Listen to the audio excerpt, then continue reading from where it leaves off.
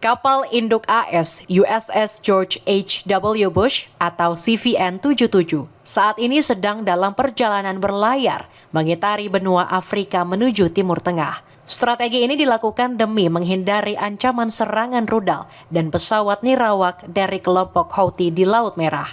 Rute tak biasa ini menggunakan rute Tanjung Harapan daripada rute konvensional yang biasanya melewati Selat Gibraltar. Alasan utamanya demi menghindari serangan dari Houthi yang mengincari kapal-kapal AS. Pengiriman kapal ini merupakan bagian dari strategi militer di Selat Hormuz.